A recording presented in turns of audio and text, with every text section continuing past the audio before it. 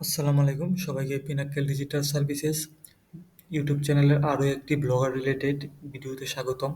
তো আজকের এই ভিডিওতে আমি আপনাদেরকে একটা ইন্টারেস্টিং জিনিস দেখাবো। সেটা হচ্ছে আপনারা কিভাবে আপনার ব্লগার ওয়েবসাইট থেকে m=1 এই প্যারামিটারটা রিমুভ করতে পারবেন। তো এটা কিন্তু ডেস্কটপে শো করে না, কিন্তু যারা মোবাইল ইউজার মোবাইলের লিঙ্কের পর কিন্তু এই জিনিসটা শো করে। তো এই জিনিসটা আপনারা কিভাবে রিমুভ করবেন তা আমি দেখাবো। তার আগে বলে নিই, এটা হচ্ছে একটা প্যারামিটার। এম দ্বারা মোবাইল বোঝায় আর কি। তো মোবাইল প্যারামিটার 1 মানে আছে আর কি। তো এটা কিভাবে আপনাদের লিঙ্ক থেকে পার্মানেন্টলি রিমুভ করবেন তা আমি দেখাবো। তো এর জন্য আপনার একটা কোড অ্যাড করা লাগবে আপনার আপনার ব্লগার থিমে। তো এর জন্য এই ওয়েবসাইট এই পোস্টে চলে আসতে হবে। এই পোস্টে আসার পর যদি আমি একটু নিচে যাই, তো এখানে আমি কিন্তু একটু কিছু লিখে দিয়েছি যে কি কেন রিমুভ করবেন, কেন কি।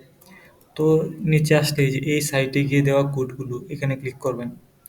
ক্লিক করলে আপনাকে একটা কিছু কোড দেওয়া হবে, যে কোড। তো আমার এখানে সব কোডগুলো কপি করে নিতে হবে। তো আমি কপি করে নিলাম। কপি করে নেওয়ার পর আপনার যে ব্লগার থিম আছে যেটা থেকে রিমুভ করতে চান সেটাতে আসবেন। আসার পর আমি এখন যদি এডিট এসটিএমএল এ ক্লিক করি, যে এখান থেকে এডিট এসটিএমএল আসার পর এডিট এসটিএমএল আসার পর আপনার হেড খুঁজতে হবে। এই যে হেড, এই হেডটা আপনার খুঁজে নিতে হবে।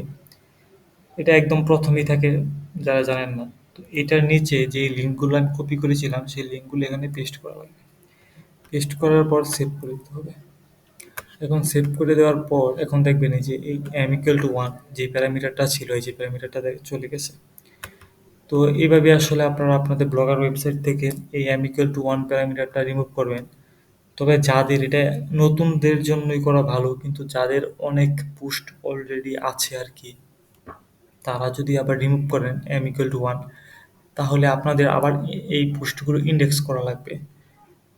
কারণ লিঙ্ক চেঞ্জ হয়ে যাবে। m=1 দিয়ে যারা ইন্ডেক্স করছিলেন তাদের আবার চেঞ্জ করা লাগবে লিঙ্কগুলো।